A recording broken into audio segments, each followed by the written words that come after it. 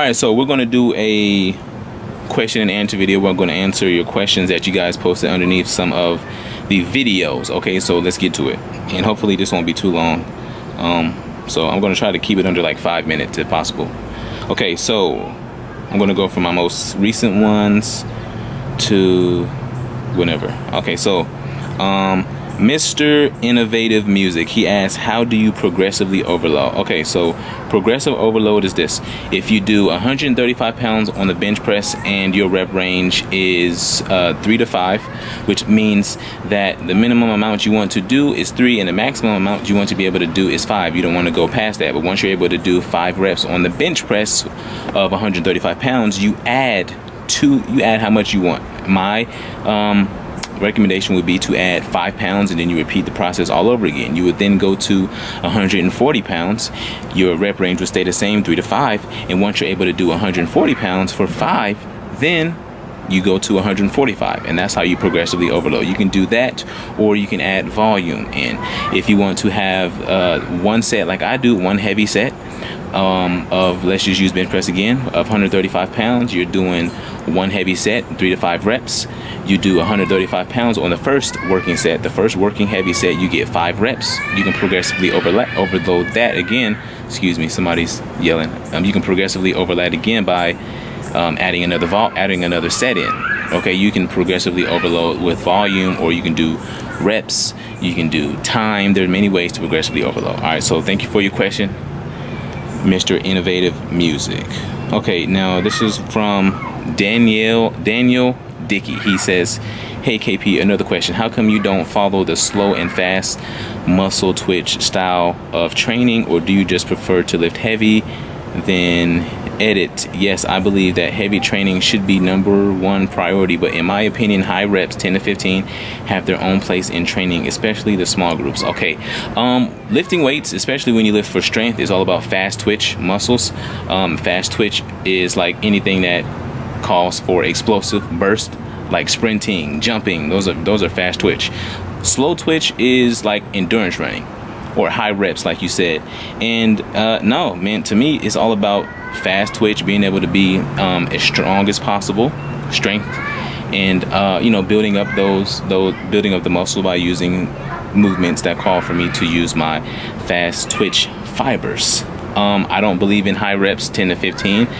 I think that everything can be accomplished with heavier weight and a lower rep range. And yes, I do prefer to lift heavy, but if you like 10 to 15 reps, then hey man, if you like it, I love it. Continue to do what you do. I support you either way. Okay, let me see. This one's from Rano Man, RANNOMAN, and I responded to this as well, but he hadn't responded yet. But he says he was replying to a video in which the last video that I put up, to where I was doing the overhead press and I got 3 reps with 225. He asked, hey man, or he says, hey man, I noticed your wrist on overhead press. Do they hurt? Good video. No, my wrist don't hurt when I do the overhead pressing. And the reason why my grip is the way it is, I do a thumbless grip on my overhead pressing because I just don't really have the mobility, or it just feels awkward as heck to do the overhead press with my thumbs wrapped around the bar. I feel like I can generate more power if I take my thumb off the bar. Okay, so that's why I overhead press the way that I do, and that's why my wrists are kind of bent back. It doesn't hurt my wrist at all because like the bar is on the meaty part of my wrist. And I'll do a video on how to overhead press, the way that I do it. That'll be coming soon. Okay, let me see.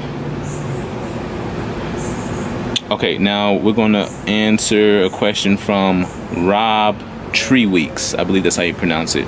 ROBTREWEEKS. And he asks, KP, could you do a video on cooked food versus raw food, and how much they vary against each other, and which one should we be applying to our macros and calories? Okay, now this is a consistency thing. Obviously we know that when you cook, if you took a piece of chicken breast that weighed 8 ounces, obviously is going to weigh less when you cook it down. Okay, I don't know the difference in weight between raw and cooked because it doesn't really matter. As long as you consistently, you can either weigh it raw or you can weigh it cooked. That's the part you need to track. The only thing that's going to change the amount of calories in 6 ounces of cooked chicken breast between and 8 ounces of raw chicken breast. Like if they're equivalent, like if 8 ounces of chicken breast cooks down to 6 ounces of chicken breast, they'll have the same macros, right? Everything will be the same. It's just the actual weight of the chicken is going to change. Okay, so just figure out which one you want to measure. Figure out which one is easier to measure for you. Me, myself personally, I always measure my food cooked. I always measure my food cooked because it just eliminates the confusion. Like 6 ounces of cooked chicken breast, you're going to store it in the refrigerator. Like you may cook it in batches. Like if you cook a pound of chicken breast, it's easier for you to scoop out like, you know, 8 ounces of cooked chicken breast and weigh it that way. Okay, I wonder if that makes any sense. All right, okay, another question from David Antonsen, Antonsen. He says, now this is good content. I appreciate you, man. I appreciate you. I really want to get more content out for you guys, but it's like I just kind of struggle sometimes with trying to figure out what to do on YouTube. You know, if that may sound crazy, but yeah, man, it's like I don't really consider myself a YouTuber. I just consider myself a person who's trying to help people out. But maybe y'all can help me out, man. Just list underneath this video what you want me to see, what you want me to see, what you want me. I cannot talk today. What you want to see me do, and I'll do it. All right. So his question is, if or when you cut, do you use the same principles that you were talking about in the video? David, I do. I will never veer away from the principles that I use when bulking. That's where people go wrong. If you lift heavy on the bulk, you do not want to start to lift light, okay? Because your body is going to keep the muscle. That should be not going. Your body wants to. Your goal when cutting should be to keep as much muscle as possible. And in order to keep the muscle that you built, you have to continue to lift in the fashion that you built that muscle in. Okay, so if you built that muscle lifting heavy as crap, then when you cut, you need to lift heavy as crap to maintain that muscle or to keep it. All right, so all my principles stay the same no matter if I'm bulking or cutting. Okay, thanks for the question, my guy. Okay, let me see. Blah, blah, blah, blah. Daniel Dickey, you asked another question. You want me to post more full body wisdom? I got you. Also, one question. What if I want to focus, let's say, rear delts, abs, calves, and traps or forearms? That would make a lengthy workout or no? How would you do it, or should I do them in between workouts? Okay, now, my approach to this is I don't concentrate on small muscles. I don't concentrate on like rear delts. I don't concentrate on forearms. I concentrate on movements that's going to grow my body as a whole. Okay, what do you think is going to grow you? Like you should be trying to think of ways to put muscle all over your body, right? Or you should think of exercises that put muscles on multiple areas of your body than exercises that target specific areas. Okay, what do you think is going to put more muscle on your forearms, right?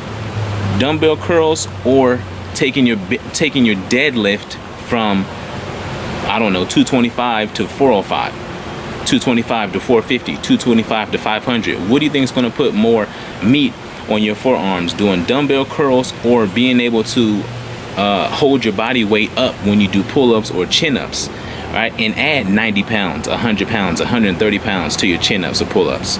Okay, what do you think is going to put more muscle on your forearms? Let's not even use forearms. What do you think is going to put more muscle on your rear delts? Doing rear delt flies or taking your pin lay row from 135 pounds to 315 pounds. That's how you have to think. You know, I wouldn't target specific muscle groups and try to isolate them and do exercises that grow one area. I try to grow my body as a whole, okay? And that's my advice. Thanks for the question, man.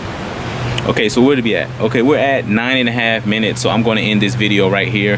And if your question didn't get answered, I'm sorry. And I'll do another question and answer soon if you guys put enough questions underneath this video for me to ask, or any other video. Okay, I'm going to start cranking out a lot more content, man. As you can see, I probably uploaded a couple of videos, so don't worry, I will get to your question, okay? But don't forget to like, comment below, subscribe to my channel, hit the notification so you can be notified of all my videos being uploaded, share my videos with everybody, and that's it for this video. All right, hopefully something in this video provoked a thought in your mind. It made a light bulb go off. Hopefully I helped you guys in some way, and that's what I do this for anyway. All right, so until next time, we out.